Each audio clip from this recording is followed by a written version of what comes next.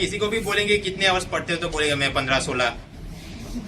Define ये करना जरूरी है कि आप क्वालिटी स्टडी आवर्स आपके कितने हैं। क्वालिटी स्टडी आवर्स मतलब आप 10 सुंदरम या ऐसा कुछ लेके बैठे और उसके अंदर वो लेट 90s और अर्ली 2000 का वो पूरा पीएचडी उसने बताया और इस प्रकार के सवाल निकल नहीं रहे हैं, तो फिर वो आप जो समय उस पर लगाए वो क्वालिटी स्टडी आवर्स नहीं है। उसी प्रकार ये इंडियन इकोनॉमी के अंदर डेट्स, नेम्स, नंबर, उस प्रकार का कुछ रट्टा मारने बैठो तो वो भी पूछते नहीं है। तो ये पढ़ाई आपने की 2 घंटे, हाँ, लेकिन वो असल में कुछ निकलेगा नहीं। कुछ लोग विकिपीडिया के अंदर ज्यादा ही समय निकाल लेते हैं। For example Indo US civil nuclear deal, तो क्या करना चाहिए, बेसिक उसके फीचर और क्या उसमें ऑब्स्टेकल्स हैं। फिर विकिपीडिया में तो ये होगा कि एक लिंक से दूसरी लिंक, तो फिर न्यूक्लियर वो क्लिक करोगे तो फिर आएगा कि एटम बॉम्ब जो गिराया गया हिरोशिमा नागासाकी पे, उस पर वापस क्लिक करो तो फिर कि जापान ने उसे कैसे उसके खिलाफ कुछ कानून बनाया या मेडिकल रिफॉर्म्स लिए वगैरह। तो ये करता करता आप 5-6 घंटे निकाल दिए, उसमें से सवाल तो इतने निकलने वाले हैं नहीं। तो ये रैंडम सर्फिंग जो करते हैं लोग ये समझ के कि मैं तो स्टडी कर रहा हूँ, वो क्वालिटी स्टडी आवर का हिस्सा नहीं है। ऑनलाइन फोरम्स और फेसबुक ग्रुप और व्हाट्सएप ग्रुप ऐसा लोग बना के हम स्टडी करें तब तक बात ठीक है, लेकिन मैं तो ऑब्जर्व करता हूँ कि स्टडी के अलावा सब कुछ होता है। ऑनलाइन फोरम के अंदर जो पढ़ाई की बातें कम और की कट ऑफ कितना होगा, रिजल्ट कब आएगा, ऑप्शनल निकालेंगे कि नहीं, सिलेबस अपडेट होगा कि नहीं, सीसेट के अंदर ये वाला पोर्शन निकालेंगे कि नहीं, ये वो चलता रहता है। फोरम्स देखते रहने चाहिए, हाँ, ताकि अपने को थोड़ा अंदाजा रहे कि दिल्ली के अंदर क्या चल रहा है अभी, डेवलपमेंट वगैरह। कुछ लोग अच्छे आर्टिकल वगैरह भी उसके अंदर कंट्रीब्यूट करते तो वो देखना चाहिए, लेकिन वहां फिर ज्यादा समय डिबेट्स वगैरह में मत निकालो। फॉर एग्जाम्पल सीसेट के अंदर आपको पता होगा कि एक तरफ इंग्लिश मीडियम और एक तरफ हिंदी मीडियम है ना, ये इनका आपस में चलता रहता है टसर। तो अब ये होगा कि कोई ऐसा डिस्कशन चल रहा है, आप इसके अंदर अपने विचार आपके हो सकते हो आप रखिए, फिर क्या होगा, मन करेगा 1 घंटे बाद देखने का कि मेरे लोग, दूसरे लोगों ने मेरा पोस्ट लाइक किया कि नहीं, क्या वो मेरे रिस्पॉन्स में क्या उन्होंने लिखा। स्वाभाविक है कोई ना आपके साथ अग्री करेगा, कोई डिसअग्री करेगा, फिर आप उसको ज्यादा इलेबोरेट और एक्सप्लेन करके फिर वापस 1 घंटे में, इस प्रकार से पूरा दिन कहीं निकल जाएगा, आपको पता भी नहीं चलेगा। और ये ऐसा नहीं कि दूसरे लोगों की फॉरम, मेरी साइट के अंदर भी नीचे कमेंट के अंदर कोई ऐसे डिबेट और वगैरह चल रहा हो तो आप उसको पार्टिसिपेट मत करो, केवल आर्टिकल पढ़ लिया, मॉक टेस्ट सॉल्व कर लिया, बस आगे। समय इस प्रकार से कभी ऑनलाइन बर्बाद नहीं करना चाहिए। देखिए, आपका काम है कि पढ़ाई करके नौकरी ले लो। कोई रैंडम एक ऑनलाइन पर्सन को आप अगर डिफीट भी कर दिया डिबेट में तो कोई नौकरी मिलने वाली है, पॉइंटलेस एक्सरसाइज। फिर ये गुजरात मित्र और संदेश और ये जो पढ़ा तो वो क्वालिटी आवर्स का हिस्सा है ही नहीं। हाँ, कोई अगर डेवलपमेंट रिलेटेड की ये अपनी स्कीम चल रही है और आप प्रोफाइल वाले अपने एल फोल्डर में कुछ डेटा लिखा तो बस उतना ही, बाकी ये कुछ कि वो एक बंदर था और फिर उसको बिजली का करंट लग गया तो वो दूसरे ने उसे कैसे रिवाइव किया वगैरह, तो मतलब उसके हिसाब से कि करंट की मनुष्य के ऊपर क्या असर होती है, साइंटिफिक प्रिंसिपल यूपीएससी वाले पूछेंगे यार, इतना मत कीजिए।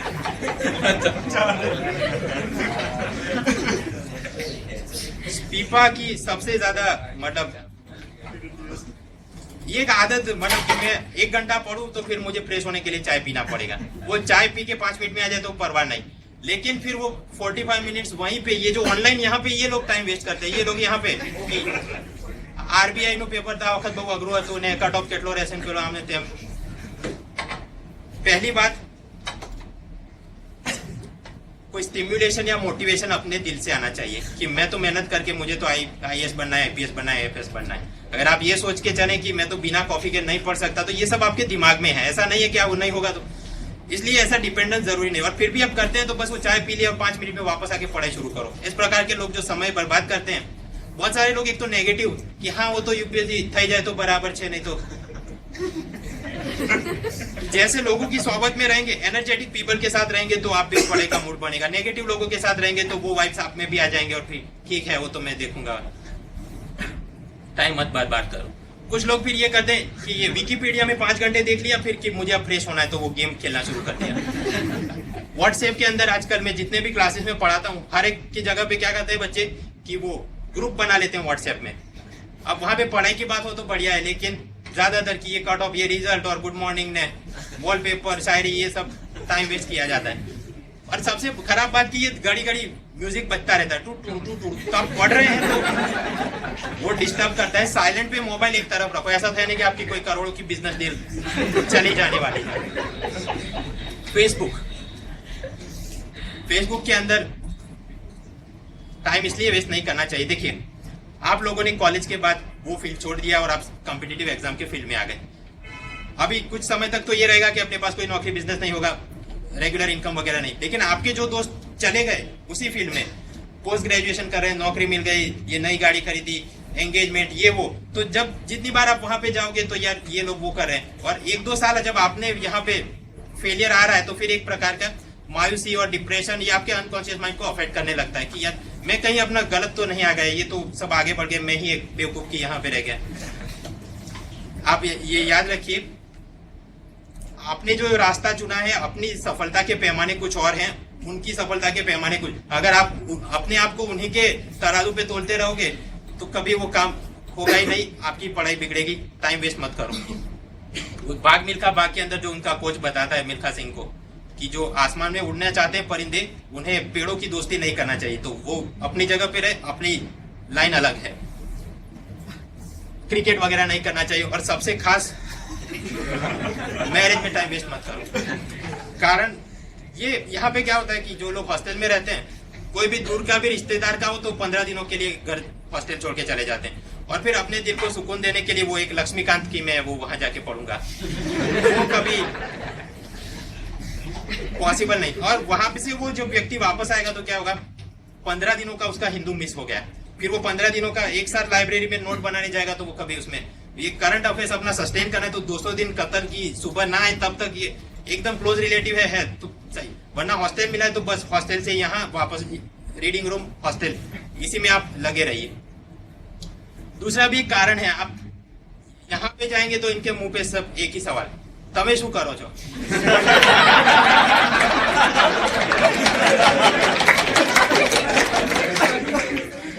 इसका जवाब आपके पास भी नहीं है और इसका जवाब मेरे पास भी नहीं है कि मैं असल में क्या कर रहा हूं। और दूसरी बात, इनको ये जानने में कोई दिलचस्पी है नहीं कि आप क्या करें। वो तो क्या सुनाना चाहते हैं आपको कि नहीं मेरा बेटा तो एमबीए कर रहा है, तुम ये सब छोड़ के वो करो, ये हम ये करें ये।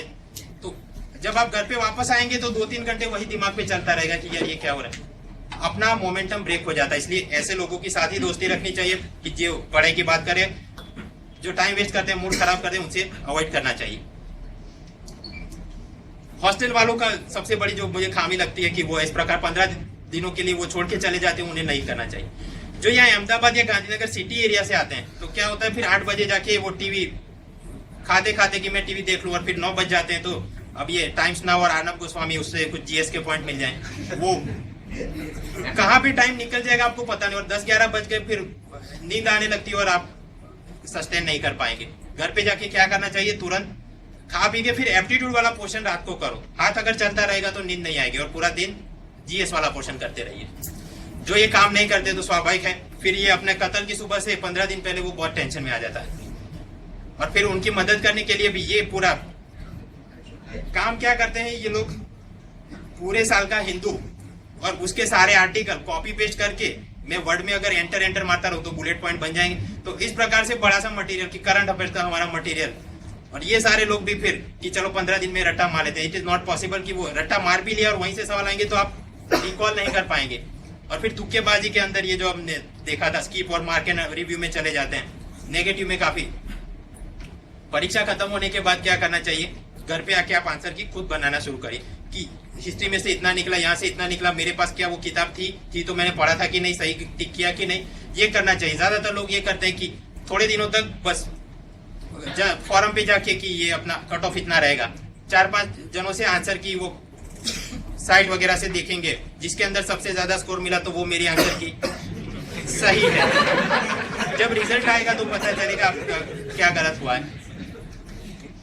यहाँ पे भी आगे अगर वो तौबा कर ले पूरी पुरानी आदतों से तो, लेकिन वो तो नहीं, वापस दूसरे साल यही विशेष साइकिल अपनी चलती रहती है। एक अगर प्रीलिम में फेल हो जाएगा तो फिर ये सोचेगा कि मैं स्टाफ सिलेक्शन बैंक कर लूंगा, लेकिन वहां पे भी उसकी आदतें यही रहती है। और मैं आपको ये भीष्म पितामह की तरह ये सब बताओ कि ऐसा करो ऐसा मत करो, ठीक। मेरी साइट के अंदर भी मैं काफी आर्टिकल लिखता रहता हूँ, कई सारे मेरे सब्सक्राइबर है लाखों में। तो अगर मैं इतना ज्ञानी हूं तो फिर मैं खुद IAS या IPS या टॉपर क्यों नहीं बना? जब मेरी तैयारी करने के समय था तो मैं भी इन्हीं खड्डों में कहीं ना कहीं गिरा हुआ था। फॉर एग्जाम्पल, मुझे चाय पीने की इतनी आदत नहीं, लेकिन सामने फिर कंप्यूटर गेम्स के अंदर मैंने उतना ही समय बर्बाद कर लिया है। तो अब अगर मैं वापस सोचूं कि नहीं यार, उस वाले साल में मैंने अगर थोड़ी और तैयारी कर ली होती तो नहीं तो बैंक के अंदर भी अफसर बन जाता। और ये जो 2-4 घंटे के लिए आना पड़ता है ना, थोड़े 100 रुपए के लिए, वो पूरा मैटर नहीं रहता। तो आप मुझसे सबक लीजिए। ये अभी आपको हंसे आएंगे, इसमें क्या होगा कि नहीं यार मैं तो ऐसा नहीं करता, मैं तो सिंसियरली ही पढ़ाई करता हूँ। लेकिन मैंने जो बताया, गूगल कैलेंडर के अंदर आप ट्रैक करिए 1 हफ्ते तक कि असल में आप क्या करें, तो पता चल जाएगा कि आप भी कहीं ना कहीं किसी ना किसी खड्डे में गिरे हुए हैं। जल्दी से जल्दी बाहर निकल जाए, बेहतर होगा। वरना फिर ये क्या होता है, फर्स्ट अटेम्प्ट जो मैं बात कर रहा था, मैंने पहले अटेम्प्ट में एनसीईआरटी पढ़ाई नहीं, क्योंकि मेरे सीनियर वगैरह ने बोल दिया कि ये थोड़े मैगजीन का करंट स्पेशल है, हिस्ट्री स्पेशल का लो काम हो गया, मैं फेल हो गया। सेकंड मैंने अटेम्प्ट दिया, एनसीईआरटी में रट के गया, प्रीलिम क्लियर हो गया, लेकिन ये उस वक्त मैं हिंदू को इग्नोर ही करता था और मेरे सीनियर भी ऐसे थे कि तो ठीक है। तो उस वक्त जीएस और ऐसे के अंदर कोई बकवास स्कोर बन गया। तो इस प्रकार साइकिल चलती जाती है और एक फिर फेज ये आता है कि आपको कोई ना कोई जॉब या बिजनेस शुरू करना पड़ेगा फैमिली रिस्पॉन्सिबिलिटी के लिए। और आजकल ये जीएस और ऑप्शनल सब्जेक्ट और ये स्कोर इतना, सिलेबस इतना बढ़ गया है कि आप अगर ये सोचे कि मैं नौकरी भी करूं और साथ में ये भी करूं तो वो बहुत डिफिकल्ट हो जाता है मैनेज करना। फिर ऐसा होता है कि आदमी ट्रायल पे ट्रायल देता जाता है, बट रिजल्ट कुछ दिखता नहीं। तो आपको 4 अटेम्प्ट दिए, 7 दिए या 10 दिए, present attempt is the most precious attempt. आप अभी यहाँ पे है 6-8 महीने, मैं समझूंगा कि आप कोई नौकरी धंधा करेंगे नहीं, बस यही लगे हुए। तो बस यार इनसे बच के आप करो, नहीं तो प्रीलिम तो क्लियर हो ही जाएगी और साथ में साथ अगर हो सके तो दूसरी कोई एग्जाम भी आप सिलेक्शन बन जाएगा। वरना फिर एक बार यहाँ से बाहर निकले तो फिर बहुत सारे डिस्ट्रैक्शन और उसमें समय बर्बाद होता रहता है। सेकंड थिंग, सिंसियरली भी प्रिपेयर करें तो कई, ऐसा तो है नहीं कि हर एक आदमी यहाँ से सिलेक्ट हो जाएगा। कई बार ऑप्शनल सब्जेक्ट के अंदर से स्केलिंग आपको आपके विरुद्ध में चला जाता है। कई बार इंटरव्यू पैनल ऐसा बायस्ड होता है कि आपको मार्क्स नहीं मिलते। तो हाँ, पॉजिटिव थिंकिंग के साथ तैयारी तो करनी चाहिए, लेकिन साथ में कोई कैरियर बैकअप या एडवांस प्लानिंग भी होना चाहिए। पूरा आपका मतलब कि मेरे पूरे यूपीएससी के अटेम्प्ट खत्म हो जाए, एज खत्म हो जाए, फिर कुछ करने बैठोगे तो it is very difficult to gather up the pieces of life. ये मैं अभी भी इसके साथ कोप अप कर रहा हूँ। और मेरी तो एडवांस प्लानिंग आप पहले से करके रखो। फॉर एग्जांपल कि आप ये सोच के चलते होंगे कई लोग कि मैं तो बैंक पीओ बन जाऊंगा, तो आपको पहले से पता होना चाहिए कि कब उसका एप्लीकेशन निकलता है। 2000 एसबीआई का लास्ट डेट चला गया, अब नया कब आएगा पता नहीं। आप ये सोच के चलते होंगे कि मैं आरबीआई ग्रेड बी का एग्जाम दूं, तो वहां पे कुछ रिक्वायरमेंट है कि जनरल कैटेगरी में ग्रेजुएशन में मिनिमम 55% मांगता है, अदर कैटेगरी में 50%। ये ना हो तो फिर आप अप्लाई ही नहीं कर सकते, तो खेल वहीं खत्म हो गया। आईबीपीएस इस बार ऐसा है कि दिसंबर में वो उसकी कुछ मुख्य परीक्षा रखेंगे, वो भी तो ये भी हो सकता है कि अपने मेंस के डेट के साथ कॉन्फ्लिक्ट हो जाए। मैंने एक बार 2009 में मेंस दिया था, तो मेरा एक दोस्त था, उसका भी उस वक्त मेंस भी था और बैंक क्लर्क का इंटरव्यू भी था, उसी वक्त डेट्स कॉन्फ्लिक्ट करे। वो मेंस छोड़ के क्लर्क का इंटरव्यू देखने गया। हम में से कई लोग उस वक्त हंसे भी थे कि यार ये क्या बेवकूफी है। बट जब आप बैकग्राउंड में देखिए कि ये क्या होता है कि फैमिली रीजन ऐसे होते हैं कि तुरंत आपको फाइनेंशियल इंडिपेंडेंट लेना पड़ता है या ये वो, फिर ऐसा केस भी बन सकता है। एडवांस प्लानिंग पहले से होनी चाहिए। आप ये सोच के चले कि मैं तो सीसेट क्लियर कर लूंगा तो ये स्टाफ सिलेक्शन, ये तो बच्चों का खेल है, नहीं। वहां पे वो पूछते हैं ट्रिग्नोमेट्री एंड अलजेब्रा डिटेल में पूछते हैं, जो कि सीसेट में आपको पूछा नहीं जाता है। तो मतलब ये नहीं कि सीसेट क्लियर कर लिया तो स्टाफ सिलेक्शन भी हो जाएगा। ट्रेंड हर एक का अपने से समझना पड़ता है। असिस्टेंट कमांडेंट बनना है तो एज लिमिट वहां पे नीचे रहती है 25 ईयर्स। सीडीएस के हाँ अभी डेट्स वगैरह आएंगे, लेकिन यहाँ पे मेडिकल काफी डिफिकल्ट रहता है, आई साइट वगैरह पहले से ये पता होना चाहिए। एसीआईओ एक चल रहा है, इंटेलिजेंस ऑफिसर। यहाँ पे अगर आप सीनियर प्लेयर्स की राय पूछे तो वो बताएंगे कि रिटर्न तो क्लियर हो जाता है, लेकिन इंटरव्यू के अंदर उनका पैनल दिमाग में पहले से एक फ्रेम बना के रखता है।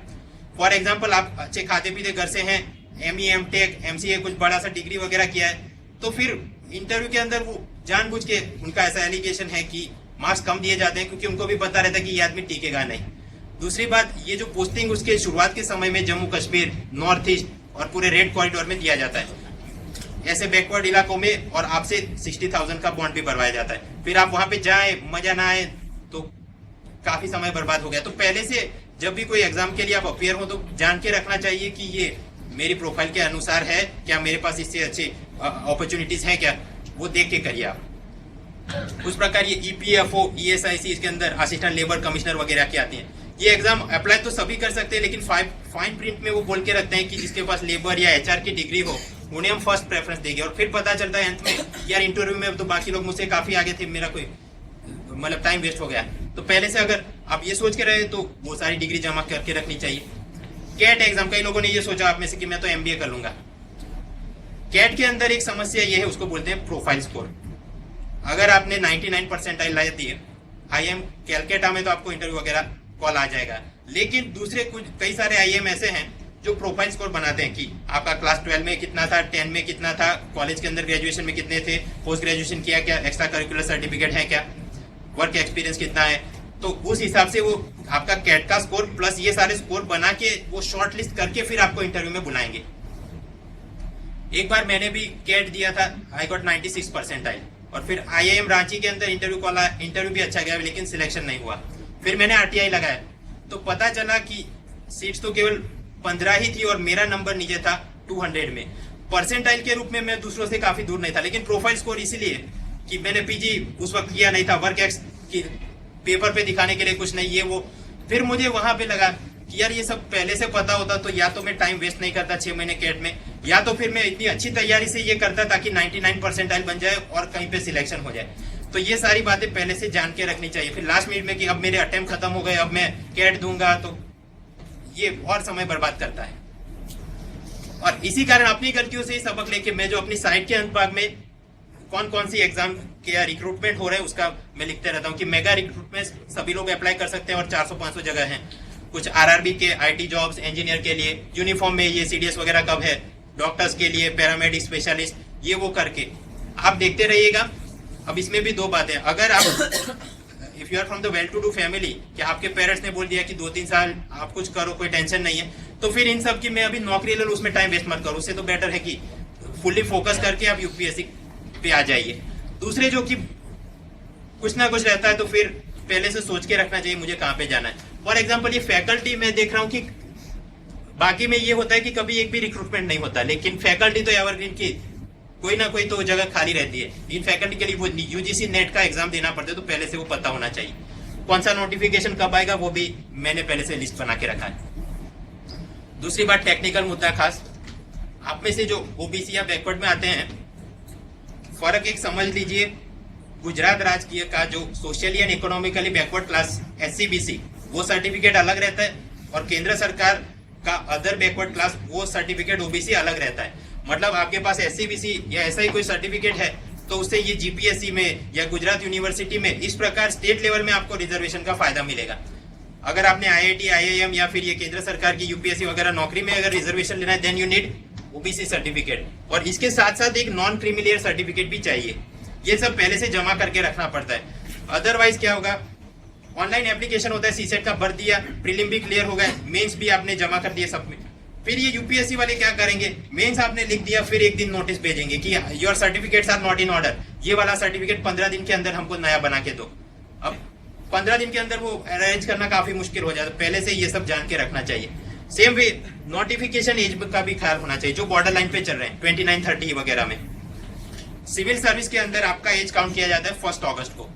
UPSC वाला इंजीनियर लेते हैं इंजीनियरिंग सर्विस का एग्जाम, तो वहां पे 1 जनवरी को करते हैं। SSC वालों का अपना सिस्टम रहता है, बैंक में कई बार होता है कि जब नोटिफिकेशन आए उस हिसाब से वो गिनते हैं, तो पहले से पता होना चाहिए, वरना फिर आप तैयारी भी करके बैठे और आप एग्जाम ना दे पाए।